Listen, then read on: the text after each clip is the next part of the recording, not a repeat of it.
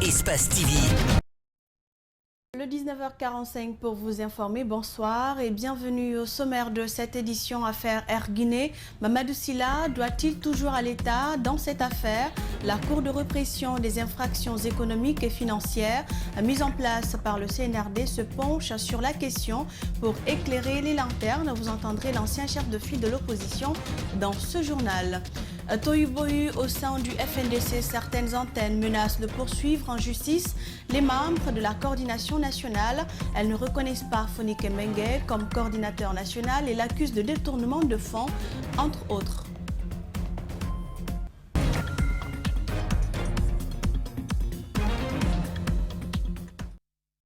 Bonsoir à tous. Retour sur le tout premier incident enregistré lors de la première plénière du CNT ce lundi. Une altercation a éclaté entre le président de la séance et deux conseillers. Tout est parti de la désignation par Dr Dansa Kourouma des personnes devant composer la commission de travail sur le règlement intérieur du CNT. Mamadou Bouléré Diallo. Nous allons continuer la séance. C'est un coup d'essai qui était pourtant bien parti. Connu pour avoir la maîtrise sur l'essentiel des membres de la société civile guinéenne, Dansa Kourouma doit s'attendre donc à des voix dissonantes dans certaines mesures. Que ce soit la dernière fois, ce genre de conduite. Si vous voulez prendre la parole, vous prenez la parole et vous respectez le temps de parole. C'est important. Vous avez développé beaucoup d'idées, on ne vous a pas coupé la parole. C'est quand votre temps est arrivé, la parole a été coupée. Vous n'êtes pas supérieur aux autres. Il est important de tenir compte et de respecter ça. En attendant qu'il y ait le règlement intérieur, nous devons fonctionner sur la base du respect et de la manière dont la séance doit se passer au sein d'un Parlement. Le règlement intérieur n'étant pas fait, des conseillers s'estiment lésés dans l'exercice de liberté de ton au Parlement. Une institution parlementaire, pour ma part, ce n'est pas une mosquée ou une église, c'est une institution de débat et il ne me semble pas justement que élever le ton pour dire ce que je pense, pour insister sur ce que je pense, ne me semble pas par définition être de nature vexatoire. Et qu'à ce titre, je considère que peut-être que beaucoup devront apprendre justement à encadrer les débats et qu'à ce titre, il faut trouver un subtil équilibre entre l'autorité et la liberté des conseillers pour défendre leurs intérêts. Ce conseiller n'est pas le seul frustré lors de cette plénière. Le président du CNT est soupçonné du favoritisme. Cette conseillère en est bien convaincue. On a demandé des personnes volontaires. Moi, je me suis portée volontaire. Je pense que j'étais la seule femme qui s'était portée volontaire.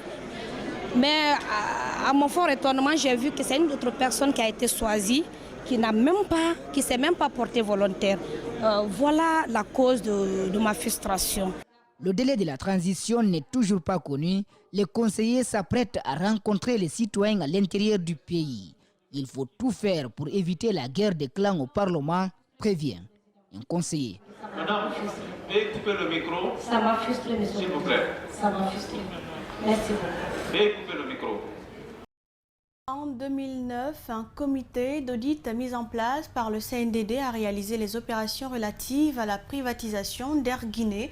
Selon ses premiers audits, Mamadou Sylla aurait payé moins que ce qu'il devait à l'État guinéen. La même question revient avec la troisième transition à travers la Cour de répression des infractions économiques et financières mise en place par le CNRD. Joint par les animateurs des Grandes Gueules, Mamadou Sylla s'est défendu. Ali Badara Camara pour le décryptage. Transféré à la Cour de répression et des infractions économiques et financières, la privatisation des Boeing 707, 727 et 737 fait l'objet des débats dans les milieux politiques et des médias. Ces débats tournent spécifiquement autour de celui vendu à l'opérateur économique Mamadou Sylla à hauteur de 5 millions de dollars par l'État guinéen. Selon le rapport du comité d'audit et surveillance des biens stratégiques de l'économie guinéenne, l'ancien président du patronat doit 3 708 594 dollars. Joint au téléphone par des chroniqueurs des Grandes Gueules, Mamadou Sylla affirme avoir payé 2 millions de dollars pour débloquer la flotte en Israël. L'avion été bloqué pour 2 500 000 dollars. L'État, à l'époque, le gouvernement guinéen n'avait pas le moyen de payer l'argent. vérifier. Les 2 500 000 $, demandez qui a payé ça. L'audit a été réalisé lors de la transition conduite par le capitaine Dadis. À l'époque, Dr Ousmane Kaba était choisi pour assurer les travaux. Le président du comité d'audit affirme avoir travaillé avec l'ex-directeur général du groupe Futurlec, Dembo Silla. Mamadou Silla ne partage pas cette information. C'est archi faux, il n'a pas demandé Dembo. Il n'a jamais rencontré Dembo dans ce sens, c'est archi faux. Dans ses éléments de réponse, le président de l'UDG fait mention d'une surfacturation dans la vente du Boeing 737. On m'a vendu l'avion plus cher, 2 fois plus cher. Il ne faut pas dire qu'on a eu l'avion, ça fait quoi? Dans cette relance des dossiers de la privatisation de la compagnie guinéenne, le président de l'UFDG, lui, y voit d'éventuelles contraintes politiques. Je ne me reproche de rien, a laissé entendre Selou Dalen Diallo. Des antennes du FNDC menacent de poursuivre en justice d'autres membres de la coordination nationale. Ils l'ont annoncé ce mardi à la faveur d'un point de presse. Ces antennes locales qui disent ne pas reconnaître le nouveau bureau conduit par Oumar Silla, alias Fonike Mengue, l'accusent de détournement de fonds, mais aussi de mépris à l'égard des victimes des différentes manifestations contre le 3e mandat de l'ancien président Alpha Condé. Ils ont également demandé à ce bureau qu'ils qualifient d'illégal de s'abstenir de toute communication au nom du FNDC. Les détails avec André Mossi-Milimono et Alseni Kamara. Abdoulaye Diallo a reçu une balle dans le thorax lors d'une des manifestations organisées par le FNDC contre le 3e mandat de l'ancien président Alpha Condé. Après plusieurs démarches auprès de la coordination nationale, il n'a pu obtenir de soutien. Il a dû débourser plus de 7 millions de francs guinéens pour ses soins. Je suis parti à maintes fois parler avec eux, où j'ai eu même Sano lors d'une plénière ici. Je l'ai informé et il n'a pas pris considération. Il me dit ok, après on va voir. J'ai appelé Seiko Yaya qui a été clair. Il me dit actuellement, pour ne pas te mentir, pour l'instant, on n'a pas de fonds pour ça. Comme Abdoulaye Diallo, plusieurs autres victimes seraient ignorées et laissées sans soutien par la coordination nationale du FNDC, dénoncent les antennes locales du FNDC de l'intérieur du pays et quelques communes de Conakry. Elles accusent également la coordination nationale de gestion opaque, mais aussi de détournement de fonds. Nous avons exigé, avec effet immédiat, la prise en charge de toutes ces personnes victimes de ce combat. On ne peut pas continuer à regarder ces gens-là couchés avec les balles pendant que l'argent se trouve gardé dans un compte fantôme dont on ignore la connaissance. Parmi les décisions prises par ces antennes figure la démission de l'ensemble du bureau dirigé par Fonike Mengue, mais aussi l'interdiction à ce bureau de communiquer désormais au nom du FNDC. En attendant la démission du bureau national, le collectif demande avec insistance de s'abstenir de toute communication au nom du FNDC. Les antennes comptent également dans les prochains jours engager des poursuites judiciaires contre tous les membres du dit bureau pour, disent-elles, détournement des fonds du FNDC. Un bras de fer est donc engagé entre les antennes locales du FNDC et la coordination nationale en tête Fonike Mengue.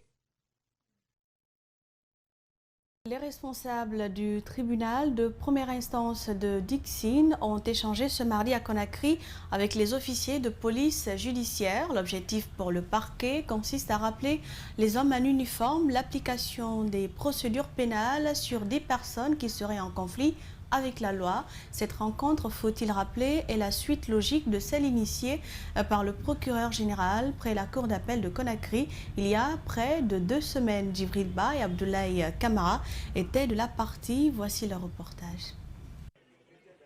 Le procureur de la République près du tribunal de première instance de Dixine, sur les pas de Charles Wright, a rappelé aux OPJ la nécessité de mettre fin aux abus, aux violations des droits humains. Telle est la volonté du parquet de Dixine, une zone relevant de son ressort. Le juge d'instruction saisi probablement sera amené à faire des commissions rogatoires et ce sont ces policiers et gendarmes-là qui seront utilisés pour dénicher ceux-là qui auraient, je mets mon verbe au conditionnel, commis ces infractions-là et afin qu'ils puissent répondre devant la justice de leur pays. L'avocat général près la Cour d'appel de Conakry a pris part à ce cadre d'échange qui concerne ces OPJ. Il leur témoigne son appui et leur signifie des nouvelles orientations du parquet général. Vous n'êtes pas sans savoir que tout récemment, le parquet général a procédé à l'habilitation des officiers de police judiciaire. Donc il était normal que M. le procureur de la République puisse échanger avec eux sur cette politique pénale. Dans une salle archi-comble, les OPJ suivent religieusement les enseignements. Réjouis, ils souhaitent que ce genre d'initiative se multiplie. Vraiment, on a acquis beaucoup de choses ici. Parce que tout ce qui a été dit ici, je pense que c'est dans l'intérêt du respect des droits humains et le respect du contenu des textes, c'est-à-dire le code pénal et le code de procédure pénale. La rencontre entre les responsables du tribunal de Dixine et ses officiers de police judiciaire intervient après celle de la Cour d'appel de Conakry où Alphonse Charles Wright, dans un ton menaçant, a insisté pour dire qu'aucune bavure ne sera tolérée. La floraison des cliniques privées en Guinée, on en parle dans cette édition à Conakry. Elles poussent comme des champignons selon le constat. Qu'est-ce qu'il faut pour ouvrir une clinique privée qui opère en leur sein? Sont-elles toutes dans les normes? Offrent-elles des soins nécessaires? Nos reporters Justin Leno et Aluba ont tenté de comprendre. Suivez. Mamadou Bobo Baldé est clinicien et membre de l'Ordre national des médecins de Guinée. Il explique pourquoi il a ouvert un espace de santé privé. C'est pour accompagner l'État et donner des soins de qualité à la population. Mamadi Kaba le soutient. Ce lundi, il est venu avec son garçon malade. Ces raisons, il ne les cache pas. C'est de vouloir aller à Donka ou à Ignacidine, voir l'embouteillage et les souffrances que nous subissons. Donc on préfère venir dans les cliniques privées. Kankou Keita attend un enfant. Elle regrette que la gratuité de la césarienne, le traitement du paludisme ne soit pas une réalité dans les hôpitaux publics. Elle préfère venir dépenser ici dans cet espace de santé privé. L'État à lui seul ne peut pas y arriver. Il doit vivement les accompagner. Mais dans certaines cliniques privées, ce n'est pas aussi le pire partout, ce n'est pas aussi le meilleur partout. Ces médecins dénoncent celles qui évoluent dans la clandestinité aux conséquences souvent dangereuses. Tu as une pathologie d'ordre chirurgical qui ne relève pas de tes compétences. Et même si tu es compétent, tu n'as pas le matériel requis, tu n'as pas une salle requise, le bloc requis, il faut référer. Pourtant, pour ouvrir une clinique privée, il y a bien des préalables à respecter. Il faut être d'abord un médecin assermenté et avoir ici un diplôme de la médecine et participer ici à l'ordre des médecins.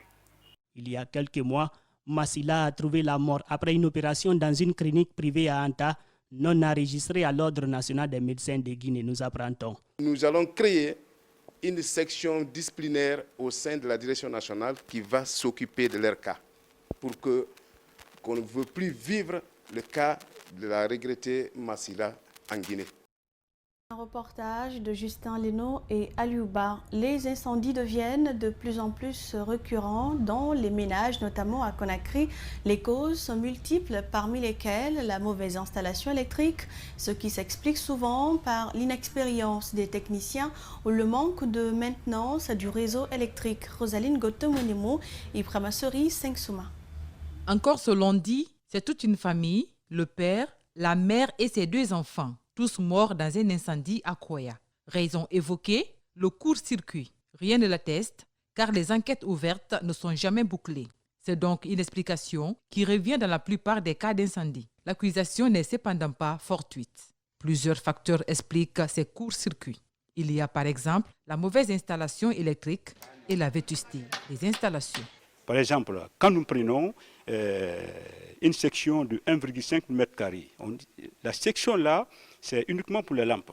Tu as vu, quand nous prenons aussi d'autres sections comme 2,5 m², c'est uniquement pour les prises. Tu as vu, il faut que vraiment vous les répartissiez comme ça. Ça peut au moins éviter, c'est-à-dire ce qu'on appelle un court-circuit. Pour éviter les incendies dans les ménages, ce professeur d'électricité invite la population à faire recours aux spécialistes en la matière en cas de besoin. Il trouve que ces derniers ont été formés pour la réalisation des installations domestiques et sont censés respecter les normes internationales. Quand vous avez des spécialistes qui ont appris, c'est-à-dire ces métiers comme ces étudiants qui sont en face de vous, et ils ont quelques notions en électricité, ils peuvent vraiment marcher sur les normes internationales pour juste pouvoir vous satisfaire. Ils pensent que si le réseau électrique est bien traité, les installations à leur tour seront protégées. Cependant, ils trouvent que la Société d'électricité de Guinée est absente sur le terrain. Le désert est là, vraiment, ils ne font que dormir, parce que la maintenance est là, dans les poteaux. Vous voyez nos réseaux électriques, bon, vous allez voir vraiment des fils qui sont là-bas, vraiment, c'est des installations qui sont vétustes depuis combien d'années. Vraiment, l'entretien n'est pas là, tu as vu, et ça aussi, ça peut répercuter directement à des installations domestiques. Dans d'autres pays, la réalisation des installations domestiques est souvent confiée à des entreprises spécialisées, ce qui n'est pas le cas dans notre pays, une réalité qui devrait changer selon des observateurs. Page noire dans cette édition, le décès de Nyouma Koivogui, directeur général d'Interpol Guinée, organisation internationale de police criminelle, plonge sa famille dans une profonde tristesse. Les membres de sa famille se sont réunis hier lundi à la minière dans la commune de Dixine pour les condoléances d'usage, une occasion pour son frère de revenir sur la cause de sa mort avant de déplorer une publication sur les réseaux sociaux indiquant que Nyouma Koivogui serait mort d'une crise cardiaque. Fatoumata Bintabari, reportage. Décédé dimanche dernier à Conakry, le directeur général d'Interpol Guinée souffrait d'une maladie depuis son enfance, selon sa famille. Parents, amis, proches et collaborateurs étaient présents ce lundi à la maison mortuaire pour compatir à la douleur de la famille. Son frère revient sur les circonstances de sa mort. Ce qui s'est passé, il était en Côte d'Ivoire. Donc on a découvert en lui une sorte de kyste dans son estomac depuis l'enfance, parce qu'il avait un ballonnement. Il m'a dit, on m'a découvert ça, mais il n'y a pas de spécialiste en Guinée pour ça. Donc il a fait une première intervention, il est rentré en Guinée. Il restait maintenant la deuxième phase. Il est reparti, il a fait la deuxième phase. Il a vomi, il y a 6 mois comme ça, du sang. Il dit, mais pour du vomi, il dit non, que les docteurs ont dit que ça fait partie du traitement. Donc il a vomi du sang. C'est hier encore, maintenant, il a vomi pour une deuxième fois. C'est ce qui a été fatal pour lui. Une indignation vient s'ajouter à la tristesse et au choc de la famille. Sékou Koivogui déplore l'attitude d'un blogueur qui, selon lui, aurait relayé de fausses informations sur le décès de son frère. Des informations selon lesquelles le DG d'Interpol serait mort d'une crise cardiaque à la suite d'une altercation avec le directeur général de la police. Un certain Damaro, que certains disent Kanté aussi, qui a fait une vidéo, un blogueur, qui est en train de publier les conditions dans lesquelles mon jeune frère est décédé. Tout ce qu'il a relaté, c'est du mensonge. Mon jeune frère n'a jamais fait un arrêt cardiaque. Mon jeune frère, il n'y a pas eu d'altercation aussi sérieuse qu'il pense entre le directeur général de la police et mon jeune frère. Les proches de Nyouma Koivogui ont du mal à accepter sa mort si soudaine. Son ami se dit trahi par le départ de celui qu'il appelait affectueusement son jumeau. De l'enfance jusqu'au le samedi nuit, quand il est en Guinée, on est tout le temps ensemble. Je suis trop dépassé et m'a trahi. Nyouma Koivogui était commissaire divisionnaire de police avant de bénéficier de la confiance des nouvelles autorités guinéennes qui l'ont nommé au poste de chef de BCN Interpol. Nos sincères condoléances à la famille et paix à son âme. Fatoumata Bintabari et toute la rédaction d'Espace TV ont réalisé ce journal. Prochain point avec l'actualité à 22h. Portez-vous bien et très bonne soirée.